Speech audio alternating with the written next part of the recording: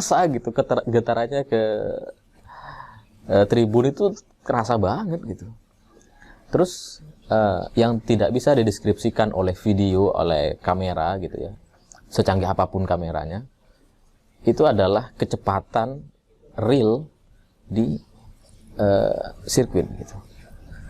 Itu kecepatannya tuh kayak wah, ya mungkin kita ngelihatnya nggak terlalu jelas gitu, tapi itu real gitu, jadi kayak wah. Jadi seru banget lah gitu.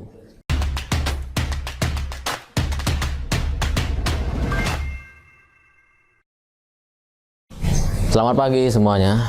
Kali ini masih soal MotoGP Mandalika, karena seru sekali cerita-cerita nonton langsung MotoGP di Lombok ini gitu. Saya masih di hotel, bentar lagi mau check out, dan sebelum itu bikin konten dulu.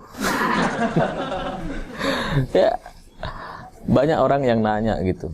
Saya baca di kolom komentar juga banyak. Mereka bilang, apa sih serunya nonton MotoGP langsung? Kan nggak terlalu kelihatan motornya.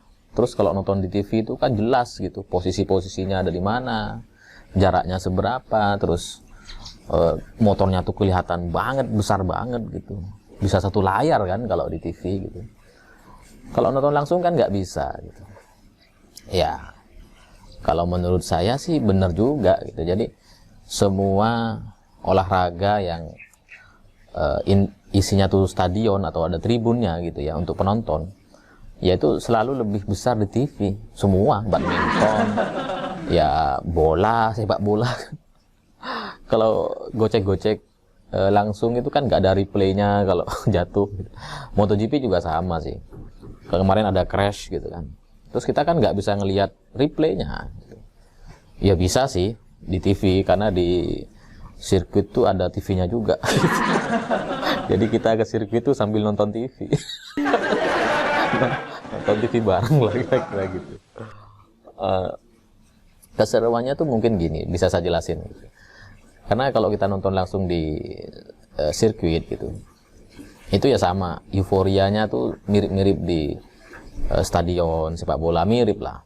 Jadi ada semangat, ada kesamaan fokus dari ribuan orang yang hadir di sana.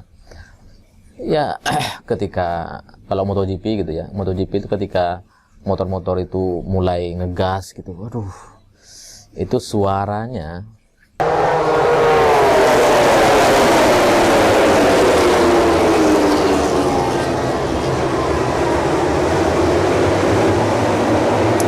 mungkin yang ada di TV itu juga ada suaranya gitu. Cuma suara real di sirkuitnya itu ke telinga tuh rasanya tuh kayak wah, energik banget gitu. Dan ketika motor-motor itu lewat,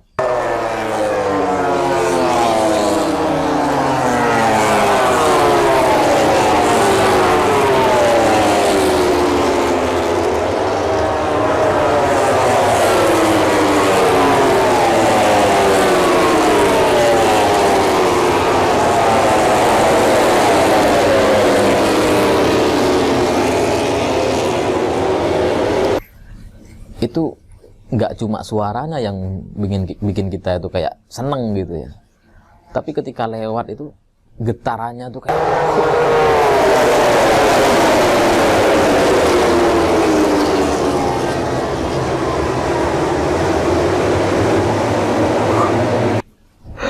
kerasa gitu, getarannya ke tribun itu kerasa banget gitu. Terus yang tidak bisa dideskripsikan oleh video, oleh kamera gitu ya, secanggih apapun kameranya, itu adalah kecepatan real di sirkuit gitu. Itu kecepatannya tuh kayak wah, ya mungkin kita ngelihatnya nggak terlalu jelas gitu, tapi itu real gitu, jadi kayak wah. Jadi seru banget lah gitu. Ya bagi orang-orang yang mungkin nggak suka kerumunan atau nggak suka apa namanya acara-acara kayak gitu, mungkin ya itu jadi kendala gitu. Tapi bagi orang yang nggak masalah dengan kerumunan seperti saya, ya saya seneng-seneng aja gitu, dan ngelihat langsung itu selalu penuh energi. kecepatan-kecepatan yang dideskripsikan atau suara-suara yang terlahir dari teknologi videographer itu kan nggak apa ya, nggak bisa menjelaskan sebaik kenyataannya. Secanggih apapun lensa kameramu, pada akhirnya nggak bisa menjelaskan secara detail lensa dari Tuhan yang Maha Kuasa. Iya kan gitu. Jadi pada akhirnya gitu, teknologi itu menurut saya tidak bisa menggantikan emosi pertemuan. Jadi kalau ketemu dengan online, dengan video gitu, TV, beda banget gitu. Lah, di luar itu dengan banyaknya penonton yang datang gitu ya, itu keseruan-keseruan apa namanya, sesuatu yang kita nggak temukan ketika kita dalam kondisi nyaman gitu kan. Kalau kayak ya kalangan menengah ke atas itu kan sudah mulai apa ya, jarang lah panas-panasan. Itu saya tuh kemarin masuknya kepanasan, pulangnya kehujanan.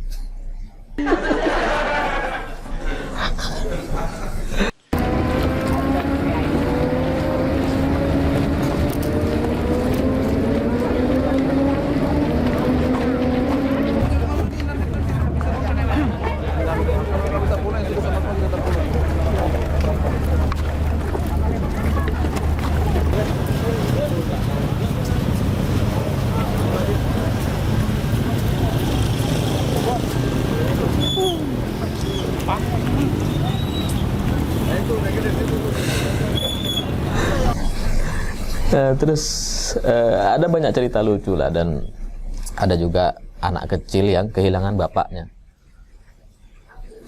Wah, ini terjadi kepada banyak orang nih. Jadi kan banyak orang datang rombongan tuh, datang sama siapa lah, dengan pacarnya, dengan suaminya, dengan istrinya, dengan anaknya gitu, banyak gitu. Nah terus kemarin tuh ada anak-anak gitu, anak kecil dicariin bapaknya sama staf gitu. Muter-muter itu cari satu-satu, ribuan orang tuh ya, gimana anaknya mau lihat gitu kan. Dan ya itu mungkin pesannya gitu, kalau datang bareng teman atau bareng anak itu harus yang sudah bisa membaca lingkungan atau situasi gitu, jadinya nggak hilang-hilang atau fokus gitu. Biar nggak hilang. Terus tapi saya nggak videoin sih yang itu. Terus kalau ngelihat tribun yang terisi luar biasa banyak orang gitu ya,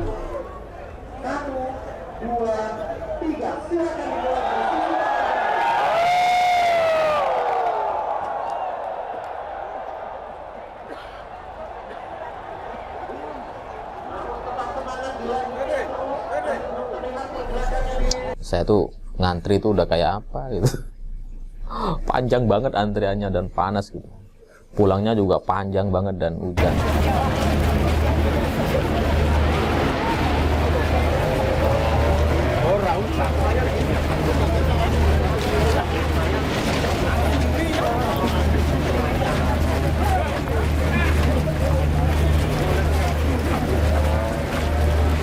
Saya jadi optimis bahwa ekonomi masyarakat Indonesia tuh baik-baik aja gitu.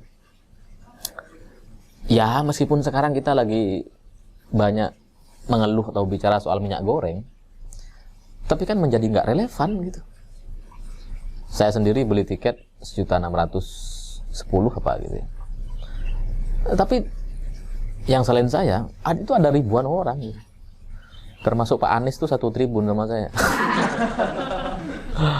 Jadi ya itu kan mahal gitu, cukup mahal lah. Yang itu ternyata apa namanya, masih ada yang lebih mahal di tribun yang VIP, itu juga banyak gitu. Apa yang kalian lihat di situ? Ini adalah tribun seharga 10 dan 15 juta rupiah per orangnya. Jadi kalau kalian hitung kira-kira ini ada yang resmi ada 900 tiket. Ya tinggal dikalikan aja 15 kali 900, dan dari sisi sini ini 2000 tiket dengan harga 10 juta rupiah. Ya 10 juta kali 2.000 sekitar 20 miliar ya. Ya, 20 miliar. Terus yang ini yang VIP 15 juta satu orang, 900 tiket yang resmi, 15 miliar satu hari. Gokil, gokil, luar biasa. Orang beli loh ternyata. Saya juga beli ya tahun depan kalau duitnya ada ya.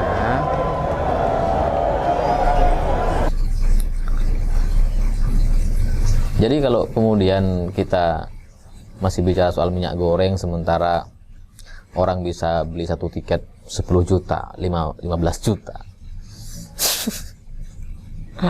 Ya kan nggak masuk akal gitu. Ibarat kita kaya raya gitu, punya uang 100 juta misalkan, ada temen ngeluh masalah uang 100.000, kan pasti kita kasih. Nah sama minyak goreng kan yang naik cuma berapa itu ya, berapa ribuan kan. Ini orang beli tiket 1.600.000, 15 juta, 10 juta sekali nonton, itu isinya ribuan orang. Dan apalagi ya memang tidak sempurna sih race kali ini gitu, karena hujan. Sempet juga saya kayak stres gitu. Lain kali tahun depan kalau mau kesini lagi, beli tiket yang 15 juta. Dengan 1.600.000 kayak gini kondisinya. Kalau kehujanan, semua bersembunyi di bawah tribun.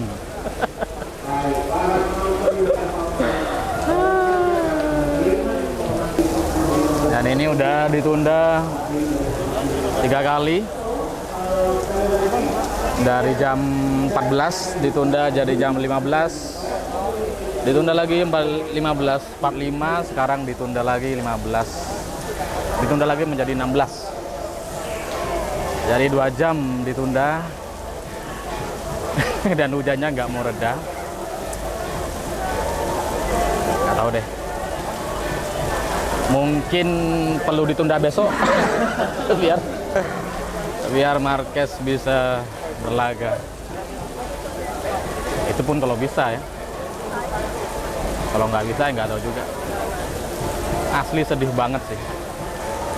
Beli tiket 1.610.000 atau 1.700.000, terus kehujanan.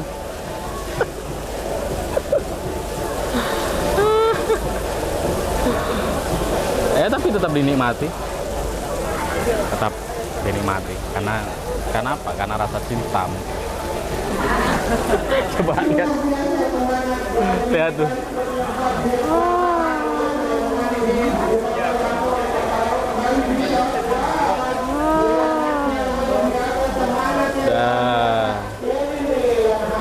Hujan.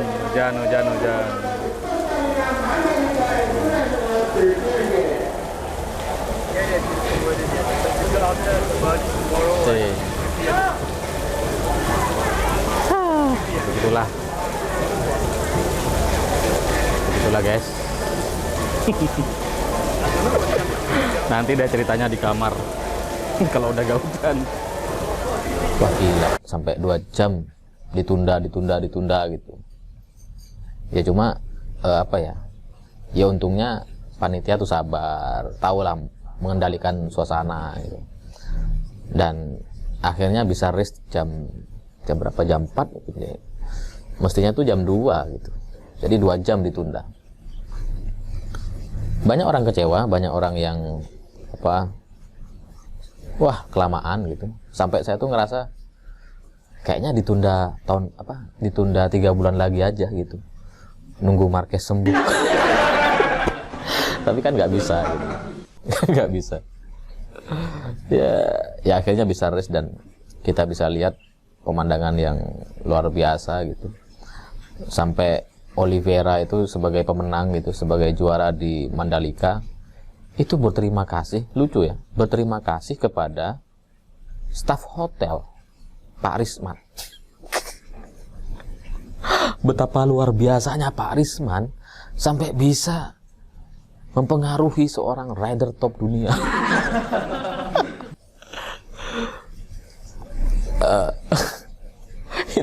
Itu hebat tuh memang orang-orang Lombok gitu. Di video saya sebelumnya saya cerita juga tuh yang saya naik motor, itu juga kearifan lokal yang luar biasa lah di Lombok ini. Rasanya ingin kembali lagi ke sini gitu. Kemudian ada juga yang bertanya gitu, saya juga lihat di kolom komentar, apa bedanya dengan Malaysia, Thailand, kan juga punya sirkuit gitu. Istimewanya apa di Indonesia ini? Bagi saya itu gini ya, itu jadi kayak misalkan kita punya kolam renang gitu ya. Jadi kolam renang itu kan kita di tempat umum ada gitu kan, di pemandian, di wahana-wahana, di hotel, ya tempat umum ada. Semua orang bisa main gitu di kolam renang. Cuma kalau punya sendiri, di rumah sendiri, misalkan kayak gini nih, ini villa, ini ada kolamnya dan orang nggak bisa masuk gitu, pintunya di sana. Jadi ya seneng aja. Nah sama seperti sirkuit Mandalika ini gitu, itu di race dilakukan di tanah kita, di rumah kita, di samping kanan kita itu orang-orang Indonesia, ya seneng lah gitu, semuanya orang Indonesia gitu. Kalau di Malaysia mayoritasnya pasti orang Malaysia gitu. Nah ini karena di Mandalika, di Lombok, ya kanan kiri kita ngobrol nyambung gitu, seneng banget gitu. Dan kalau ada yang bilang ini sepi atau apa namanya, nggak ada yang nonton, wah itu pasti salah tuh, hoax itu. Karena tiketnya tuh kayaknya ludes tuh, habis semua terjual. Dan hotel-hotel di sekitar sini itu H-3 saya cek itu udah nggak ada sama sekali, udah penuh full. Saya termasuk yang beruntung dapat hotel ini karena hotel ini baru buka. Jadi saya beruntung gitu, enak banget tempatnya. Apalagi keseruan Mandalika, apa ya, sensasi mungkin. Sensasi nonton itu ya tidak bisa tergantikan gitu. Terus ketika kita harus antri ke toilet, ke beli makan, wah saya nggak sempet beli merchandise sih. Jadi buat teman-teman yang pengen beli merchandise mungkin gitu ya, tahun depan itu datangnya pas free practice gitu, yang masih nggak ada orang, nggak banyak orang gitu, mungkin bisa tuh beli gampang. Kalau lagi race-nya, wah antriannya luar biasa. Jadi daripada saya capek-capek, udahlah nggak usah gitu. Dan ya sempat antri juga beli minuman, beli air. Ya itu panjang banget antriannya. Terus ya ada banyak stand sih, mungkin ke depan itu perlu lebih diperbanyak lagi gitu. Aduh, gimbalnya kok gini. Ini gara-gara gak bawa ini guys. Jadi ya kira-kira gitulah. Saya pikir itu. Terima kasih sudah menonton. Jangan lupa tonton semua video saya soal Mandalika. Begitulah kura-kura.